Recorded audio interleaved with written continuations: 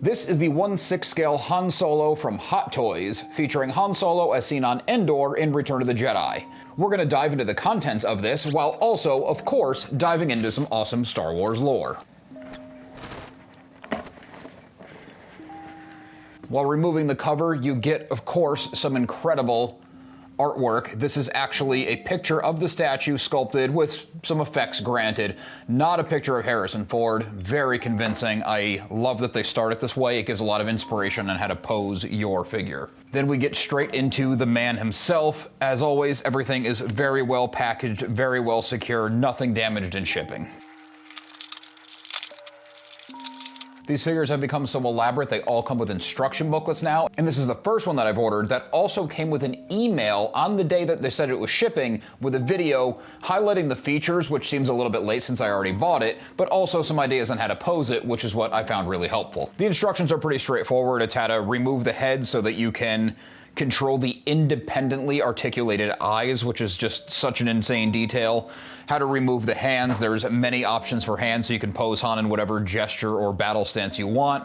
You have the low slung holster with a removable magnetic clip to keep the DL-44 inside. And even the terrain, the forest themed base that the figure goes on. It comes with a couple rocks to cover up the keyholes. That way you can put the stand that holds Han up. It kind of, grabs him by, sorry Han, but his groin. To hold him up, you can cover up with the stone detail, and it also comes with a log to give you more options on how to pose him. His belt also has the removable droid collar, which has been a thing since A New Hope. Everything meticulously packaged, these plastic strips around everywhere that I have to cut off, and it always makes me nervous using scissors around this, as the trousers, the vest, the tunic are all real fabric. It's a faux leather for the holster and the boots, but it feels convincing, and even more important, it looks convincing. We will get into close-ups.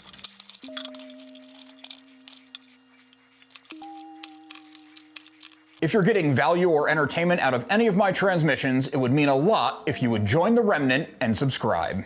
Here's the contents of the box all laid out. We talked about the base. This base is actually a lot cooler than I thought it would be. Even in the video, I didn't notice. I thought it was just this base. It's actually an elevated platform, and it has this really nice silver metallic overlay that says Star Wars Han Solo, as you'd expect. The texture of the base is nice. The ferns have some flexibility to them, and they cast nice shadows over the detailing on the base. It's a little hard to show you the shadows every time I move it in the light. The light is catching it different. You have the rock covers, also, as I mentioned, to cover the keyholes, and the keyholes are for this stand that holds Han up.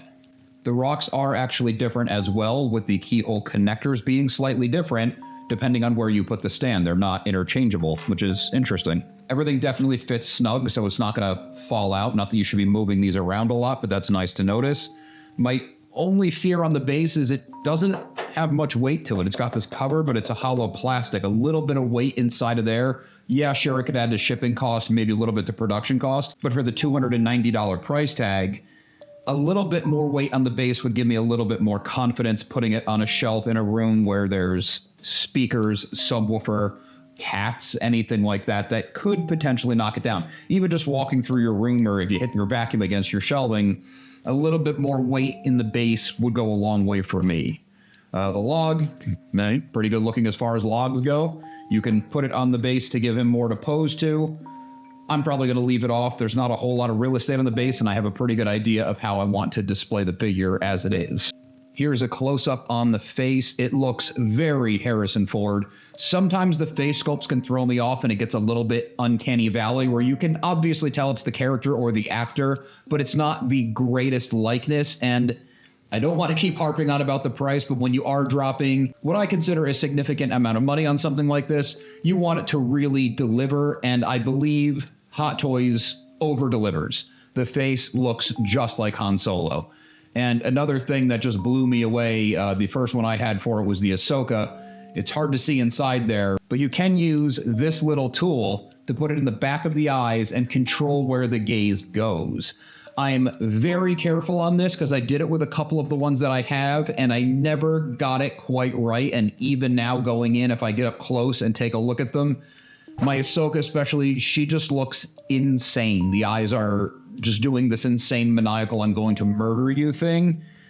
Right now, the eyes on it are pretty neutral. We're gonna leave it there. I might tweak it at the end if I'm feeling ambitious, but a little bit goes a long way in eye adjustments, so be warned when you're doing your own. Head snaps firmly into place, and there you have it, the classic Han Solo look. Something came off during the unboxing process. On his belt, he has not just the removable droid collar, the classic Han Solo belt buckle, gunslinger belt buckle, but he's got what looks like the charges and detonators that he plants in the Endor bunker. This one little pack came off. It has a nub in the bottom. It's probably not going to come up on the camera. It is minuscule. There is a hole on the belt to reattach it, but I fumbled with this thing for a few minutes and I can't get it to go back in. There is a nice detail on the back of the belt where the areas around the holes are reinforced with extra fabric, which I do appreciate. Again, you shouldn't be playing with these, taking things on and off, but in my case, since this fell off, putting it back in should not rip the belt. I'm trying to be very cautious as to not overdo it, but I cannot get this peg to fit back in. It's pretty frustrating, and I also don't see the need for these to come off the belt because there's nothing to replace it with, so why would you ever have it off? I appreciate the customization, but on this case, I would think just attach it to the belt, glue it on, whatever you have to do so that that doesn't happen. As you can see, there's a wide variety of hand options. This lets you pose Han in pretty much any way you'd want to. I really want to go for that classic Han Solo shrug. This kit does come with the... Oh, actually, I forgot that. Where is the overcoat?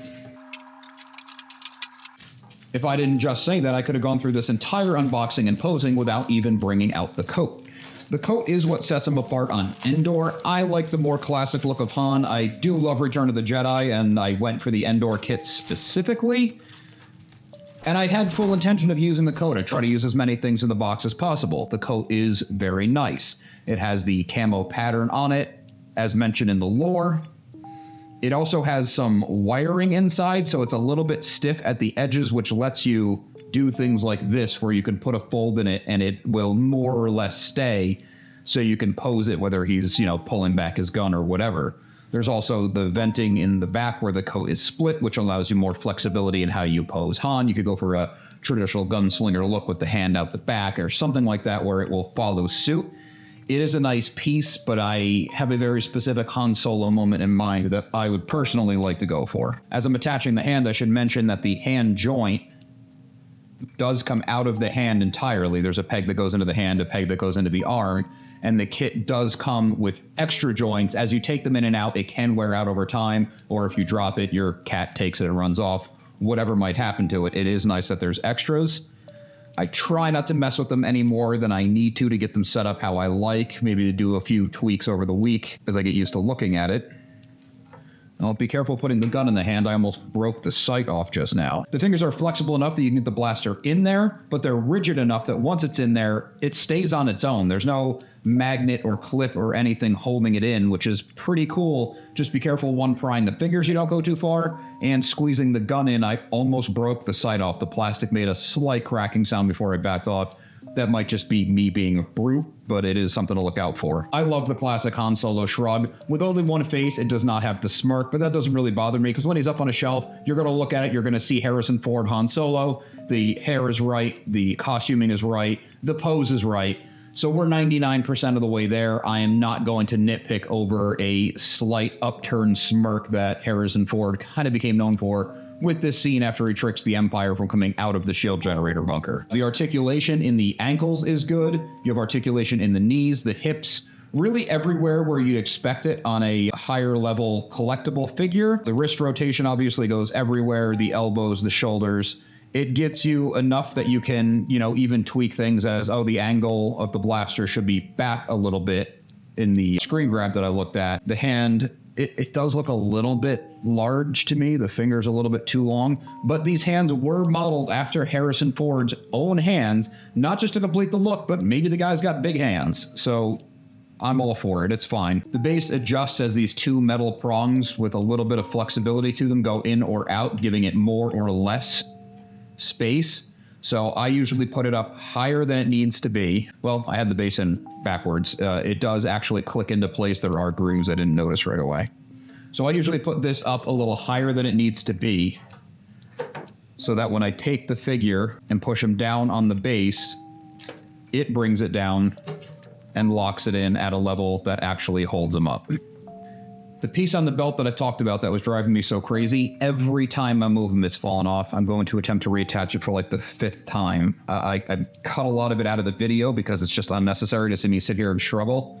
But it is a bit frustrating, and every time I do it, I'm afraid I'm going to rip the belt, which would really ruin the whole thing for me. And I don't know if the Sideshow return policy would factor in here because I technically broke it, even though I think it's a little bit of a design flaw. I'm just going to interrupt for 1 second. Today's video is sponsored by me. Imperial Remnant now has a merch store, and it's not just designed specific to the channel. I'm working with a couple talented artists to bring you unique Star Wars themed designs. Check out the link in the description. All right, back to the lore. There he is, Han Solo in his classic shrug.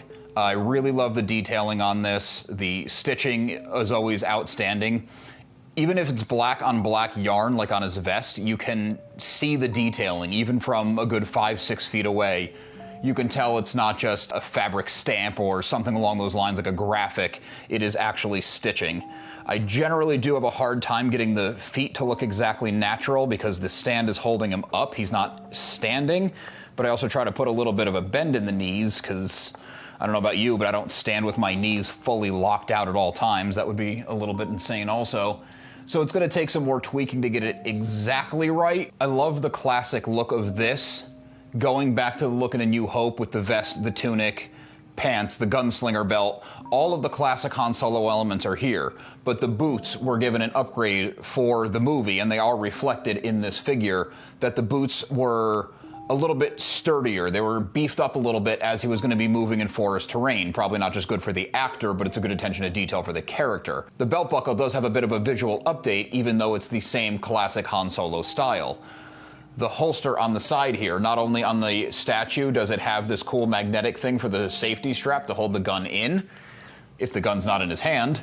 The DL-44 is the same that he shoots Greedo with. They just do an Endor kit to it, adding some additions like the side mount sight. As I said before, when I was frustrated about some of the belt detailing falling off, he has the chargers, the packs, the rations, whatever might be in his belt pouches. There's an empty one here, presumably for a comlink as it's on the smaller side. There's the droid collar that comes off and on. This has been a detail since the Stormtrooper armor in A New Hope when they go in disguise, TK-421. Something else that I like that's an update is it's the same style trouser into the tall boots. Again, that Western motif, the gunslinger look, classic Han Solo. We talked about the boots getting an upgrade, but the Corellian blood stripe is now gold instead of red.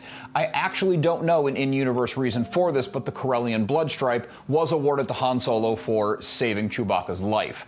That's the legend story, and I think it also works in canon. Some stories note that Han Solo felt slightly guilty for all of the rebellion pausing to go after his rescue. A lot of the main heroes of the rebellion went to do the rescue from Jabba's palace, and he wanted to make up for that. His Endor outfit blends rebel gear with the smuggler flair, which is function over fashion, but honestly, it still looks pretty cool. Han volunteered to lead the Endor strike team. It really shows how far he came from a man who once told Leia right to her face that he didn't care about her or her rebellion. He expected to be well paid. Han's coat, in-universe, is rebel surplus that they dyed camo for the Endor mission.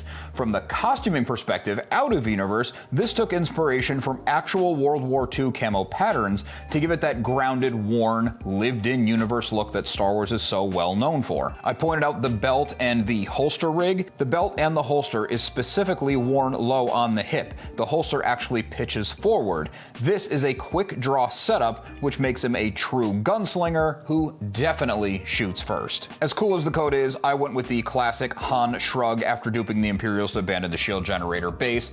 This is just quintessential Han Solo to me. Not only is it a funny moment in the movie, it's Han winning, but it also shows that while he's grown a lot, he is still Han Solo. He's still that smart aleck guy who would take a moment in a battle to showboat a little bit after tricking the Imperials. This is an incredible addition to my collection. Hot Toys is really paying tribute to Han Solo as a character, Harrison Ford as an actor, and I feel respected as a fan for delivering a quality product. At $290, this is not a cheap collectible, but the quality, as far as I'm concerned anyway, is unmatched by any other brand. This isn't even a sponsored video. I legitimately love these things. I bought this for myself, pre-ordered it over a year ago, and it just came in now. While it's frustrating to put out that kind of money and have to wait a year, it is kind of a nice surprise where you almost get a gift from your past self. What is your favorite piece in your collection? Sound off in the comments and check out this video next to dive back into some Star Wars lore.